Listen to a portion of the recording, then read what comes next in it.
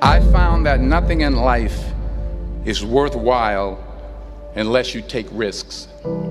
Nothing. Nelson Mandela said, "There is no passion to be found playing small and settling for a life that's less than the one you're capable of living." Now, I'm sure in your experiences in school and applying to college and picking your major and deciding what you want to do with life, I'm sure people have told you to make sure you have something to fall back on. Make sure you got something to fall back on, honey. But I never understood that concept, having something to fall back on. If I'm going to fall, I don't want to fall back on anything. I want to fall forward. I figure at least this way I'll see what I'm going to hit. Without consistency, you'll never finish. So do what you feel passionate about. Take chances. Don't be afraid to fail. Don't be afraid to think outside the box. Don't be afraid to fail big, to dream big. But remember, dreams without goals are just dreams. Reggie Jackson struck out 2,600 times in his career, the most in the history of baseball. But you don't hear about the strikeouts. People remember the home runs. Fall forward. You will fail at some point in your life. Accept it. You will lose. You will embarrass yourself. You will suck at something. There's no doubt about it. And I know that's probably not a traditional message for a graduation ceremony, but hey, I'm telling you, embrace it, because it's inevitable. In the acting business, you fail all the time. Early on in my career, I auditioned for a part in a Broadway musical. Perfect role for me, I thought, except for the fact that I can't sing. I didn't get the job. But here's the thing. I didn't quit. I didn't fall back. I walked out of there to prepare for the next audition, and the next audition, and the next audition. I prayed. I prayed, and I prayed. But I continued to fail, and fail, and fail. But it didn't matter, because you know what? There's an old saying, you hang around the barbershop long enough, sooner or later you're going to get a haircut. So you will catch a break, and I did catch a break. Last year, I did a play called Fences on Broadway. But here's the kicker. It was at the Court Theater. It was at the same theater that I failed that first audition 30 years prior.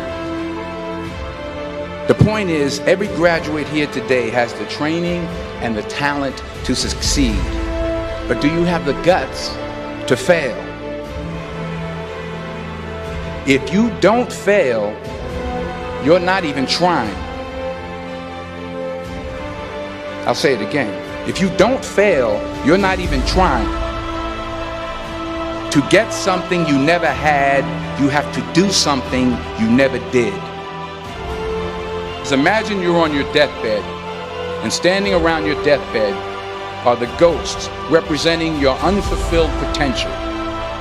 The ghost of the ideas you never acted on. The ghost of the talents you didn't use. And they're standing around your bed, angry, disappointed, and upset. They say, we came to you because you could have brought us to life, they say.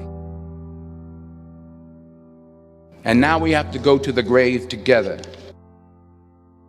So I ask you today, how many ghosts are going to be around your bed when your time comes?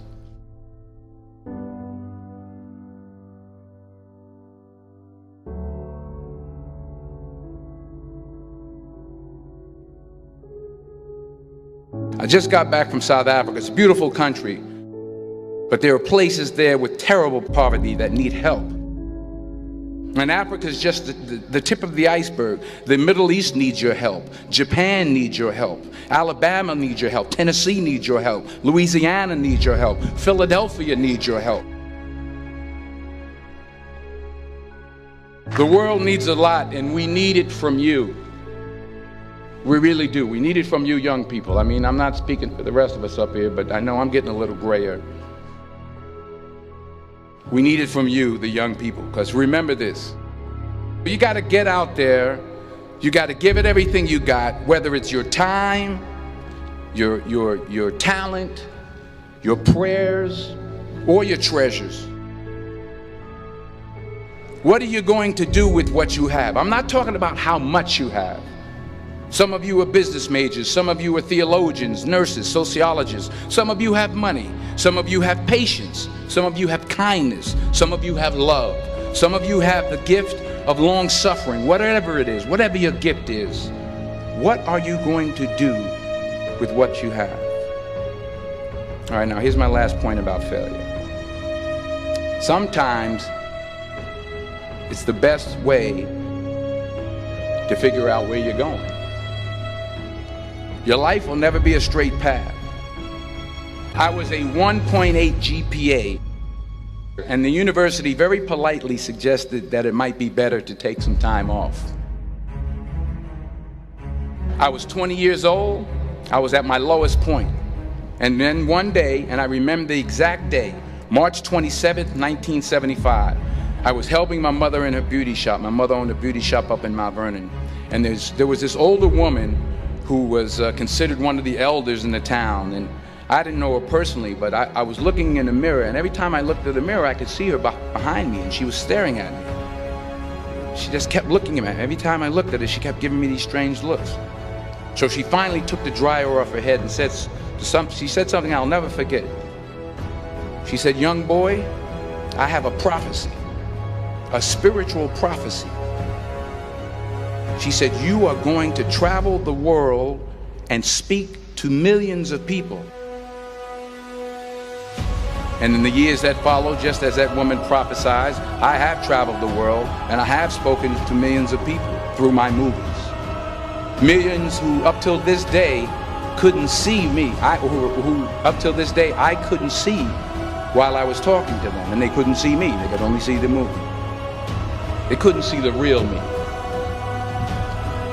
But I see you today, and I'm encouraged by what I see.